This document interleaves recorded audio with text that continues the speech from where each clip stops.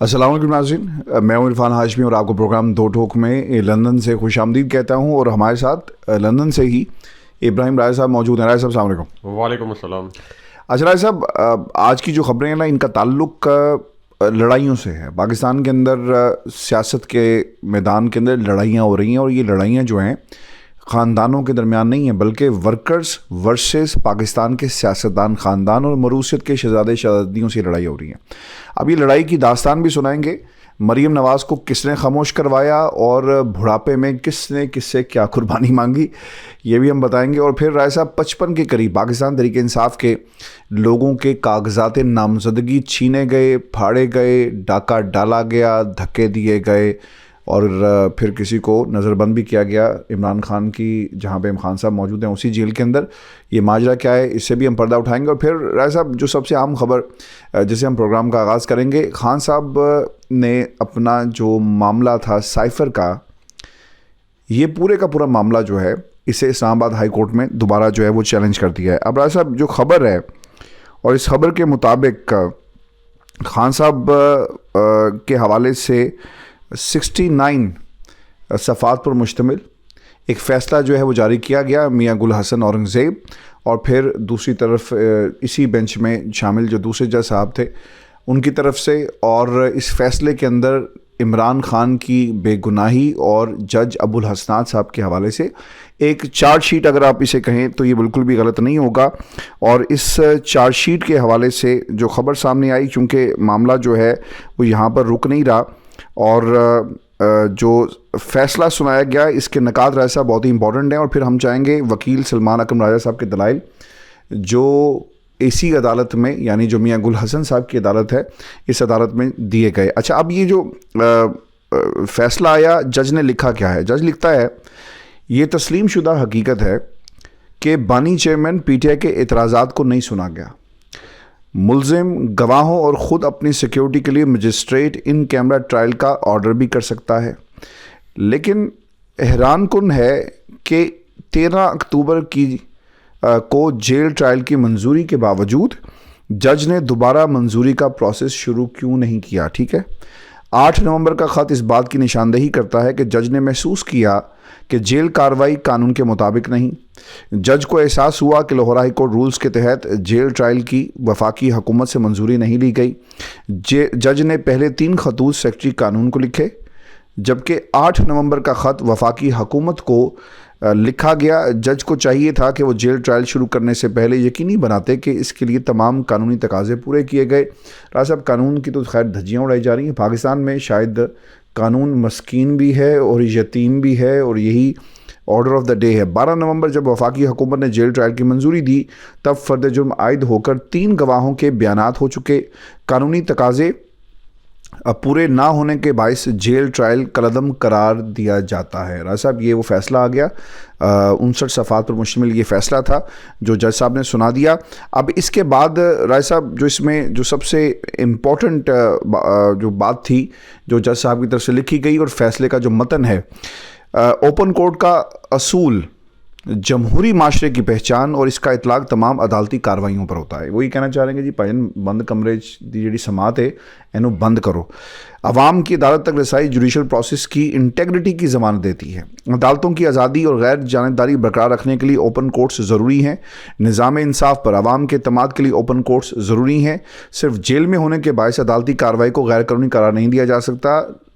Trial में भी public को कोर्ट रूम में रसाई मिलना ज़रूरी है। जेल ट्रायल का फ़ैसला मुल्ज़िम और प्रोसिक्यूशन दोनों के लिए मसावी होना चाहिए। फ्रीकैन को सुने बगैर मुल्ज़िम को मामूल की अदालत में ओपन ट्रायल के हक़ से महरूम नहीं किया जा सकता। राय साहब, इसके बाद एक तो सवाल ये पैदा होता है कि जज साहब पर क्या तौहीन अदालत की कार्रवाई होगी, क्योंकि अगर बाकिर अली नचवी साहब को मिसकंडक्ट की धमकी पाकिस्तान की अदालत के सबसे बड़े जज जो इस वक्त छुट्टी पर हैं, यानी इंसाफ छुट्टी पर है, जो बेगमात के तहफ़्फ़ुज़ के लिए और उनकी पासदारी के लिए तर्जुमानों की फ़ौज को जो है एकदम से एक्टिवेट कर देती है, वो अदालत का जज जो है, क्या वो तुर्किया में बैठकर कोई इस किस्म का हुक्म जारी करेगा? मुझे नहीं लगता। जज ज़ेबा साहिबा के साथ के मामले में खान साहब पर जो कुछ हुआ, उस पर तो आवाज़ बुलंद की गई, लेकिन मैच फिक्सर्स, बेंच फिक्सर्स का जिन्होंने नारा लगाया, आज वो اپنی ہی پارٹی کے سامنے جو ہے وہ اپنی جسٹیفیکیشن اور چودھری بن کر بیٹھے ہوئے ہیں جن کی چودھاڑ کوئی قبول نہیں کر رہا. اب اسی پروسیس میں راجہ صاحب خان صاحب کی نے ایک درخواست سامنے آئی اور اس درخواست پر ہوا یہ جی کہ ایک تو ان کیمرہ ٹرائل کے فیصلے کی درخواست اسلام آباد ہائی کورٹ کے جسٹس میاں گل حسن اورنگزیب صاحب کر رہے ہیں. سلمان اکرم راجہ کے دلائل جو ہیں وہ جاری ہیں اور 14 دسمبر کا فیصلہ ہائی کورٹ کے فیصلے کی صریحاً خلاف ورزی ہے یہ بھی کہا گیا جو دلائل دیے گئے, اور روزانہ کی بنیاد پر 7 سے 8 گواہوں کو جو ہے وہ شامل کیا جاتا ہے اور پھر جج نے کسی دستاویز یا گواہ کا حوالہ دیے بغیر پوری عدالت کارروائی کو ان کیمرہ قرار دیا. اب میاں گل حسن صاحب کے میں ریمارکس اور سوال آپ کے سامنے رکھ دوں, پھر ہم آگے بڑھیں گے. کمنٹ آپ سے لیں گے راجہ صاحب کہ سوالات جو اٹھائے گئے ہیں کہ شاہ محمود قریشی کی ضمانت مسترد کرتے ہوئے سنگل بینچ نے 4 ہفتوں میں ٹرائل مکمل کرنے کی بات کی ہے. راجہ صاحب اب اس کے اوپر نوٹسز ایف آئی اے کو ہو گئے ہیں اور اب ان کیمرہ ٹرائل کے خلاف یہ درخواست ہے اور 4 ہفتوں کی جو بات کہی گئی اس پر سوال اٹھایا گیا. راجہ صاحب پاکستان کے اندر آپ کسی سے بات کر لیں, نہ وہ نظام سے خوش ہیں نہ وہ پاکستان کے حالات سے خوش ہیں اور کسی کے پاس کوئی سلوشن نہیں ہے. آپ کو لگتا ہے کہ یہ عدالتیں عمران خان کو انصاف دے سکیں گی؟ کیونکہ میں پاکستان تحریک انصاف کا نہ کوئی ورکر ہوں نہ کوئی ان کا کسی ٹکٹ پر میں نے الیکشن لڑنا ہے, لیکن ایک سوال بینگ پاکستانی میرے ذہن میں ضرور آتا ہے کہ وہ جماعت کا لیڈر جس کی مقبولیت سب سے زیادہ ہوئی تو یہ اس کے ساتھ زیادتی نہیں ہوگی بلکہ اس مقبولیت جس وجہ سے ہے اور عوام کے ساتھ یہ زیادتی ہوگی, انصاف ملے گا اسے, اس مقبولیت کو انصاف ملے گا یا نہیں ملے گا؟ یا یہ میاں گل حسن اورنگزیب سے عامر فاروق کی عدالت میں اور پھر کہیں سے کہیں جائے گا, جس طرح وہ کلیم اللہ سے سلیم اللہ, سلیم اللہ سے, لیکن ہمیں انصاف نہیں ہوتا وہ نظر آ رہا. دیکھیں ہاشمی صاحب, یہ اصل میں فیصلہ نہیں ہے, یہ ایک چارج شیٹ ہے اور 3 اہم شخصیات پر یہ توہین عدالت ہے. ایک تو اس فیصلے کے ذریعے, یہ جسٹس گل حسن کے فیصلے کے ذریعے, ایک تو اس فیصلے کے ذریعے چیف الیکشن کمشنر پر ایک طرح سے انڈائریکٹلی توہین عدالت کا چارج لگ گیا. ٹھیک ہے. اسی طرح آپ یہ کہہ لیں کہ یہ کٹ پتلی حکومت جس نے اسلام آباد ہائی کورٹ کے فیصلے کے باوجود جیل ٹرائل کا ایک جعلی نوٹیفیکیشن جاری کیا, یہ ان کی بھی ان کے خلاف چارج شیٹ ہے, ان پر بھی یہ توہین عدالت لگ گئی. اور اسی طرح جج ابو الاسناد کو بھی یہ توہین عدالت کا ایک شو کاز نوٹس جاری ہو گیا, کیونکہ اسلام آباد ہائی کورٹ کے واضح فیصلے کے باوجود سائفر کیس جو پاکستان کے اندر آفیشیل سیکرٹ ایکٹ کے تحت بنایا گیا, پاکستان کے اندر اس سے حساس اور اس سے خطرناک کیس جو آفیشیل سیکرٹ ایکٹ کے تحت بنایا جائے, اس سے خطرناک اور اس سے حساس کیس کوئی نہیں ہوتا. تو جب اسلام آباد ہائی کورٹ یہ کہہ رہی ہے کہ اس حساس ترین اور خطرناک ترین کیس کا بھی جیل ٹرائل غیر قانونی ہے, تو پھر الیکشن کمیشن نام نہاد توہین الیکشن کمیشن کا جعلی جو کیس ہے, اس میں عمران خان صاحب کا جیل ٹرائل کیسے کر سکتا ہے؟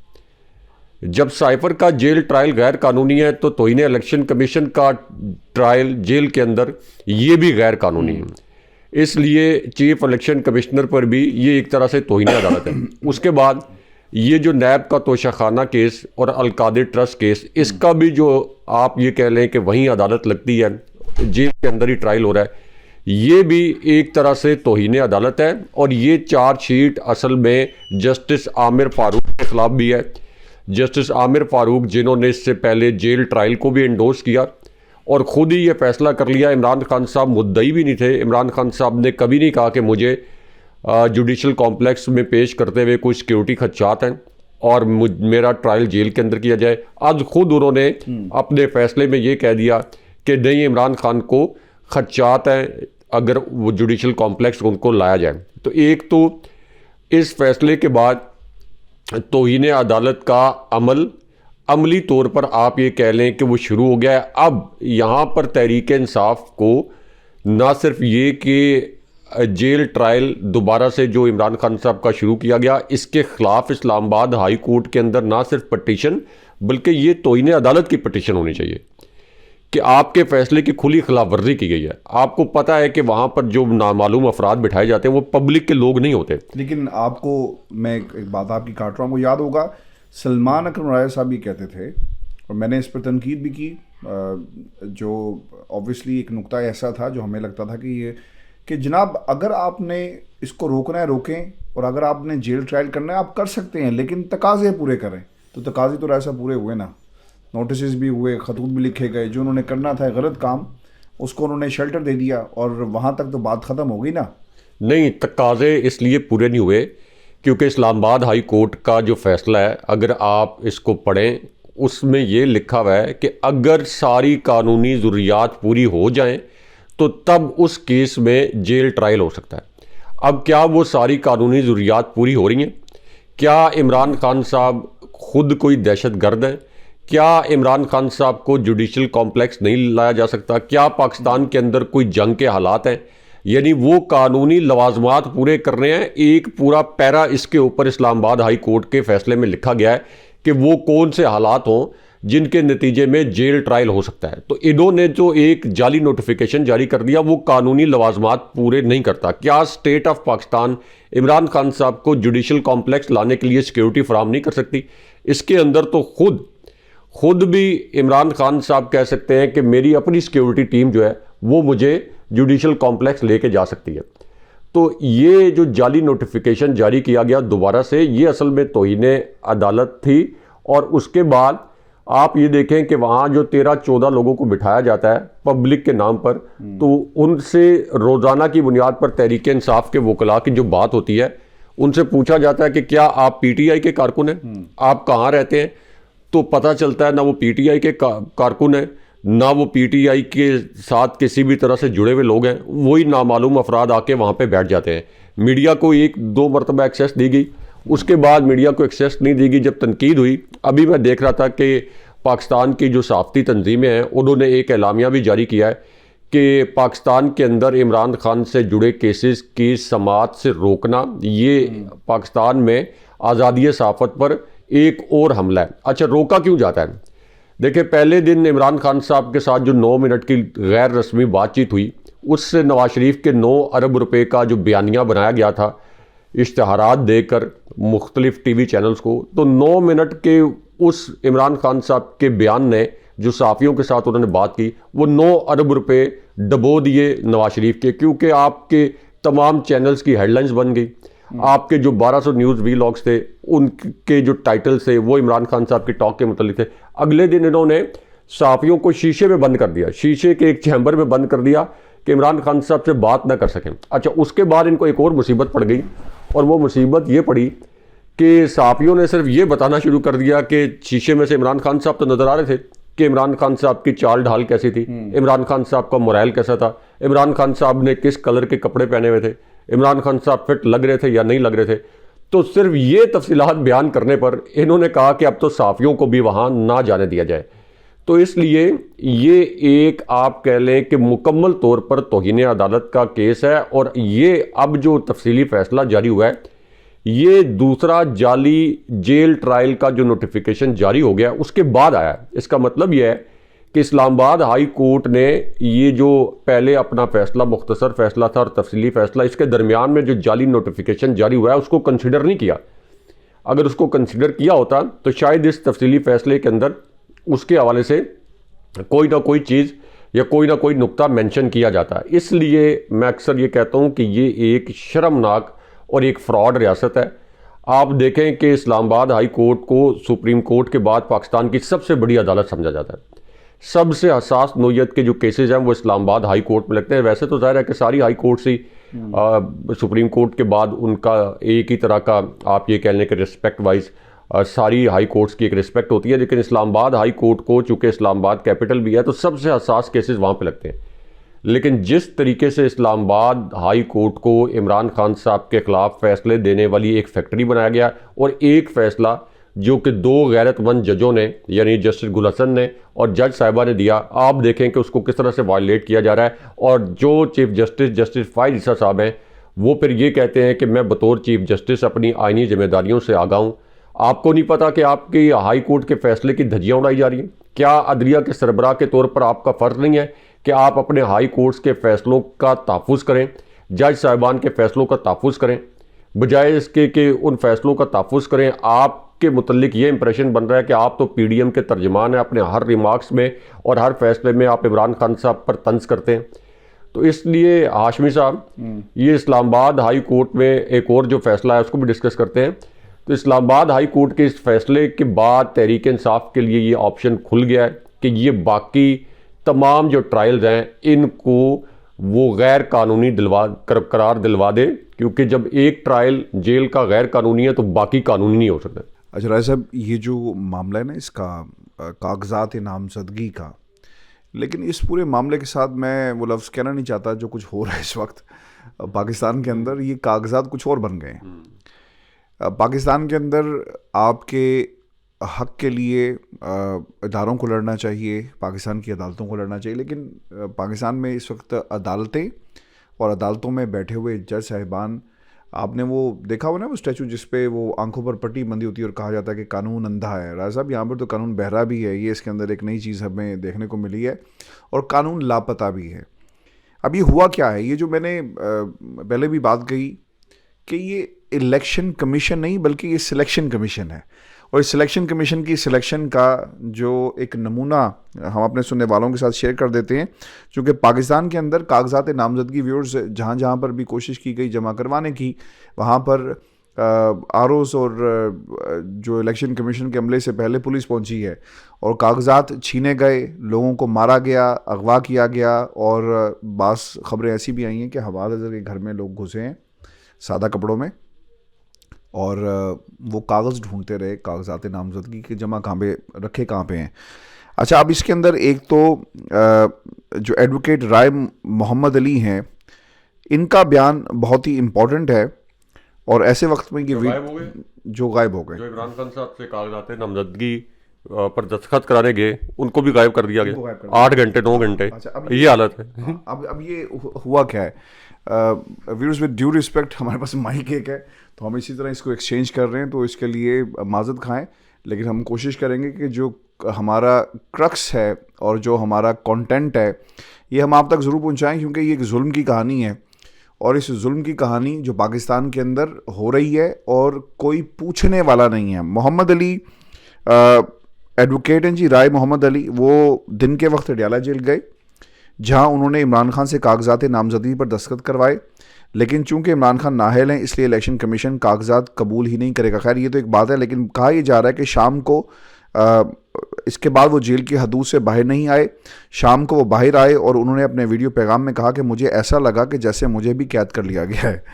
میں ظہر کے وقت اندر گیا، انہوں نے مجھے مغرب کے بعد چھوڑا، وہ شاید سوشل میڈیا کے پریشر کی وجہ سے، اور اس کے علاوہ جن لوگوں کو کاغذات نامزدگی جن کے چھینے گئے ہیں، اور یہ کہیں اور نہیں ہو رہا، یہ کشمیر میں، فلسطین میں، کہیں اور نہیں ہو رہا، یہ پاکستان میں ہو رہا ہے. ضلع اٹک سے جی میجر طارق صادق صاحب ہیں، سارے خاندان کے کاغذات چھین لیے گئے. میاں والی سے عمیر نیازی صاحب کے کاغذات چھین لیے گئے. امجد نیازی جیل میں تشدد، جیلر دستخط کرنے سے انکاری، یہ بھی معاملہ ہوا. خوشاب میں، آپ نے یہ نوٹ کرتے جانا ہے، نوٹ کرتے جائیں، اور اگر چاہیں تو اجتماعی لان تان جو ہے وہ سلیکشن کمیٹی کو بھی آپ کر سکتے ہیں.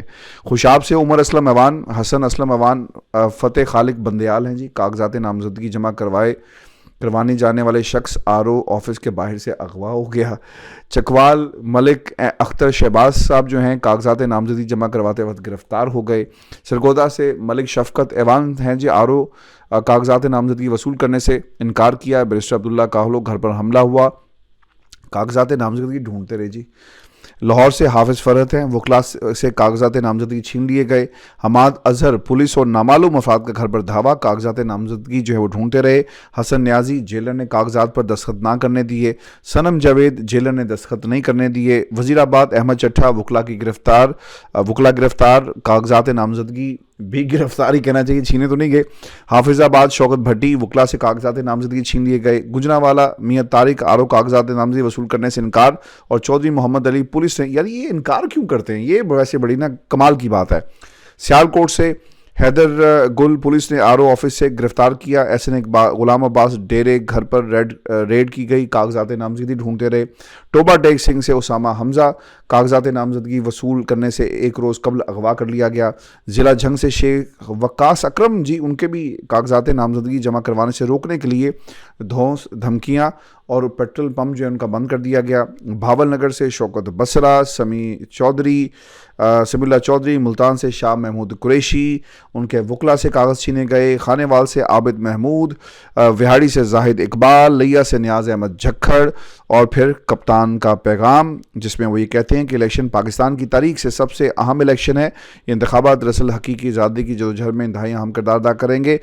خان صاحب, آپ 8 فروری کا پیغام تو دے رہے ہیں, لیکن یہ پیغام جو ہے نا وہ لوگوں نے, جن لوگوں کو آپ نے میدان میں اتارنا ہے ان کے لیے شاید انہیں میدان سے آؤٹ کرنے کی بھرپور تیاری مکمل کر لے گی. رائے صاحب, اس میں ایک سوال میں ایڈ کر دوں اور چاہوں گا کہ آپ اس پہ کمنٹ کریں.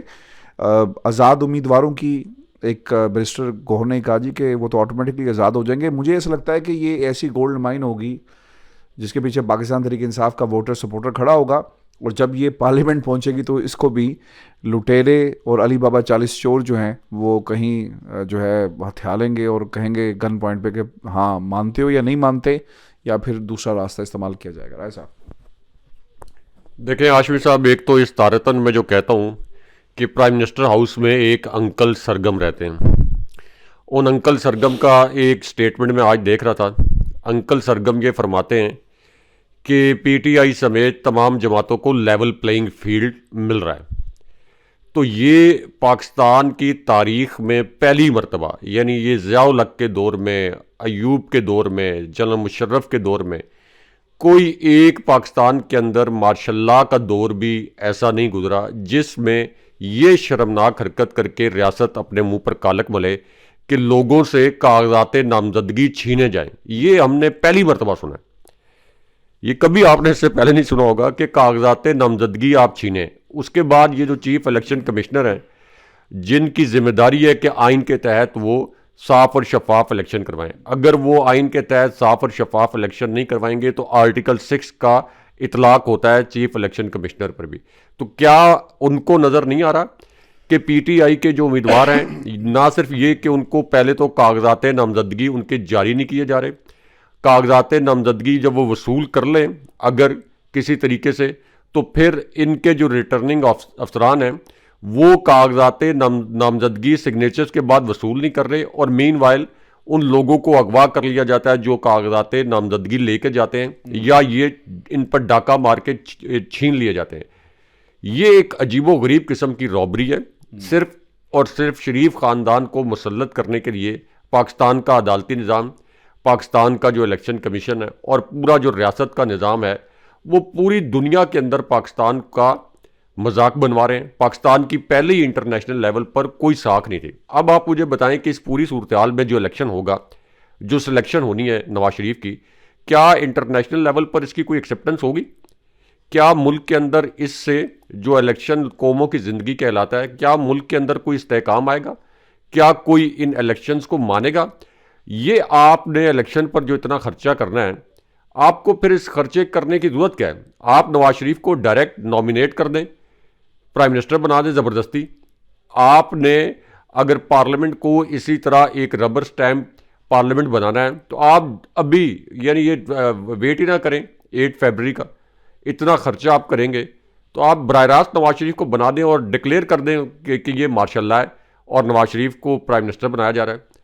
تو اس وجہ سے یہ جو کٹ پتلی حکومت جس نے ملک کے اندر سول مارشل لا نافذ کیا ہے, اور پھر مزاحیہ بیانات, اس لیے میں کہتا ہوں استارتاً کہ یہ انکل سرگم ہے, پوری دنیا کو پتہ ہے کہ کس طریقے سے, کیونکہ یہ ویڈیوز آ گئی ہیں, یہ ویڈیو ایویڈنس آ گیا. یہ جو آپ نے بات کی سرگودا, فیصل آباد, خوشاب, جہاں سے یہ کاغذات نامزدگی چھینے جا رہے ہیں, ان کی ویڈیوز آ گئی ہیں کہ کیسے پولیس اور ڈی ایس پی کے لیول کے جو افسران ہیں وہ اس میں انوالو ہیں. تو جب ویڈیو ایویڈنس آ گیا پھر بھی آپ ڈھٹائی کے ساتھ کہہ رہے ہیں کہ ہم لیول پلینگ فیلڈ دے رہے ہیں. لیکن اس کا مطلب یہ ہے, اس سے ثابت یہ ہو گیا ہے کہ عمران خان ان سے ہار نہیں رہا.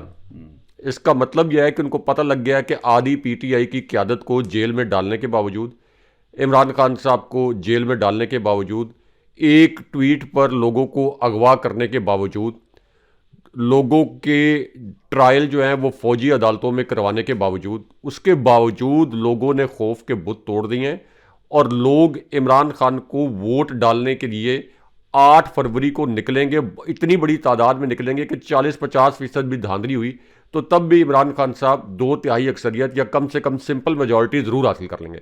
اس سے یہ جو ایک خوف ہے، یہ خوف ظاہر کر رہا ہے کہ کاغذات نامزدگی ہر صورت میں چھینے، ہم نے اتنے میئر لے لیے عمران خان کے خلاف لیکن اس کے باوجود ووٹ عمران خان کو ملنا ہے. تو اس کا مطلب یہ ہے کہ الیکشن نتائج پہلے ہی آ گئے ہیں. اور دوسری جانب آپ دیکھ لیں کہ نواز شریف، مریم نواز یا پی ڈی ایم، ان کے نہ کوئی انتخابی کیمپین چل رہی ہے، نہ جلسے ہو رہے ہیں، نہ کوئی.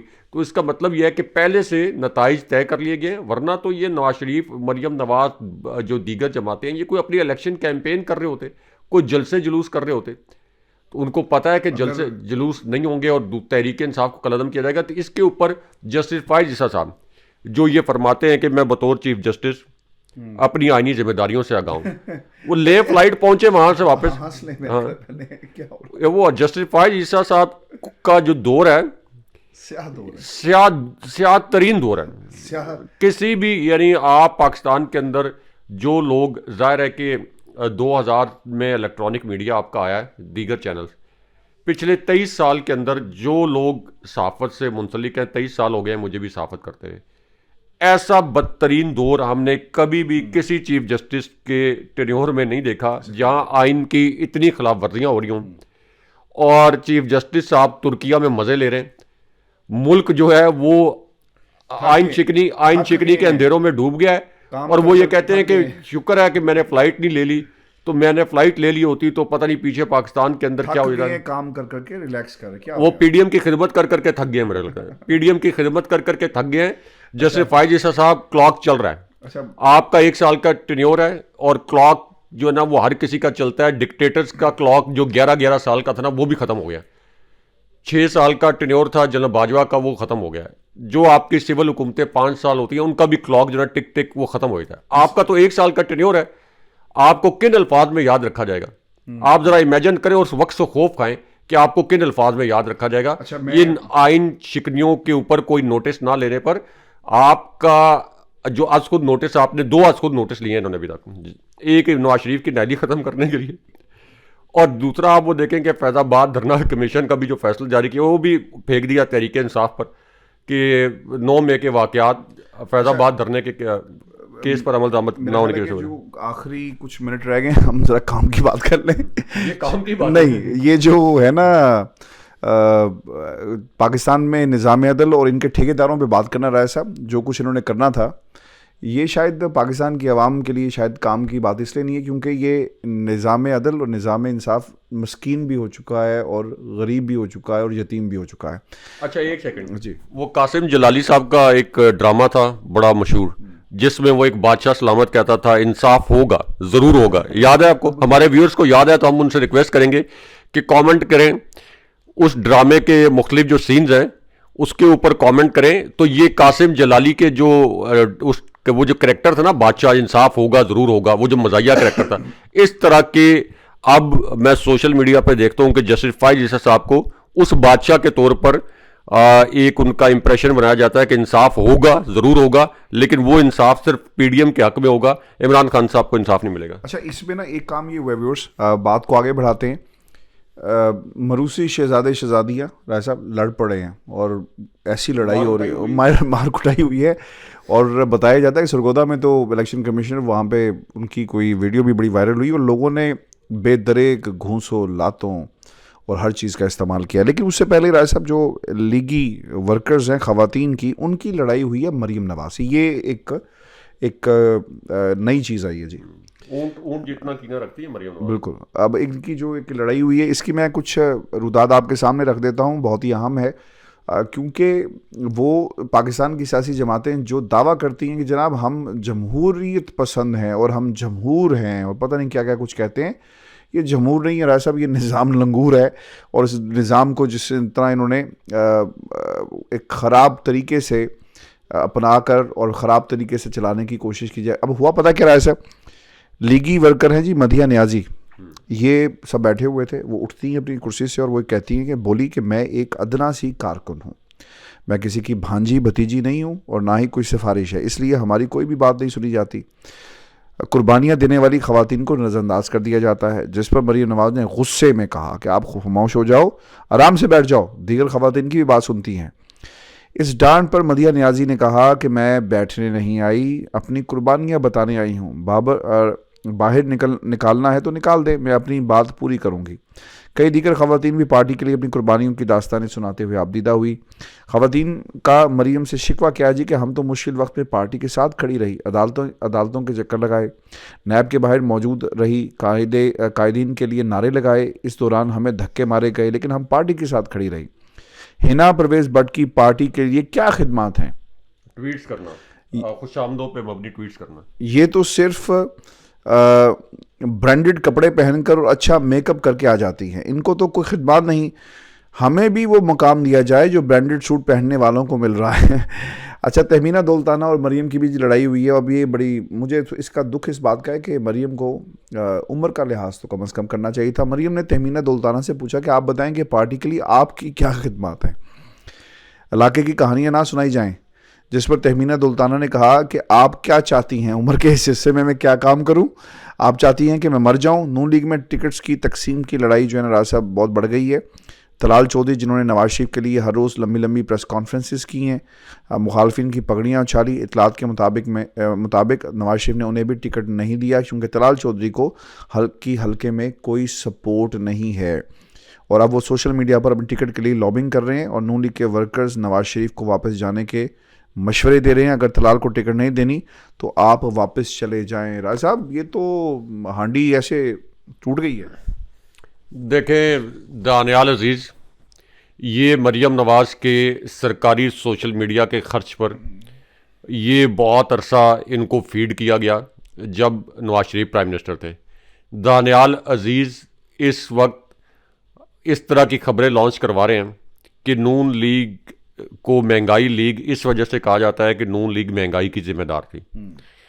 اب اس پوری صورتحال میں ایک طرف تو جب یہ کہا جا رہا تھا کہ اتنا خوف ہے کہ تحریک انصاف کا کوئی ٹکٹ نہیں لے گا، تحریک انصاف کے ہر حلقے میں ایک ٹکٹ کے لیے آن ایوریج 21 درخواستیں آئی ہیں، ایک ٹکٹ کے لیے آن ایوریج 21 درخواستیں آئی ہیں، جبکہ نون لیگ کے متعلق جس کے متعلق پتہ ہے کہ اس کو مسلط کیا جانا ہے، ان کے ٹکٹس جو ہیں وہ ابھی تک میں دیکھ رہا تھا کہ اسحاق ڈار نے اپنی الیکشن کمیشن جو ظاہر ہے کہ اس وقت نون لیگ کی بی ٹیم کے طور پر کام کر رہا ہے، ان سے کہا ہے کہ یہ کاغذات نامزدگی جمع کرانے کا وقت جو ہے یہ بڑھایا جائے، کیونکہ ابھی تک نون لیگ جو ہے وہ ٹکٹ تقسیم نہیں کر سکی۔ حنا پرویز بٹ صاحبہ جو ہیں یہ اصل میں مریم نواز کا جو میک اپ وغیرہ ہے، مریم نواز کی ڈریسنگ، اس کے اندر بھی ان کا ایک کردار سمجھا جاتا ہے۔ دوسرا، ان کی ڈیوٹی لگی ہوتی ہے صبح سے لے کر شام تک کہ آپ نے مریم نواز کو ان کے حق میں خوش آمدانہ ٹویٹس کرتی ہیں، اور مریم نواز نے جعلی آئی ڈیز بھی بنا رکھی ہیں جن سے وہ ری ٹویٹس کروا کے مریم نواز کی سوشل میڈیا کے اوپر پریزنس جو ہے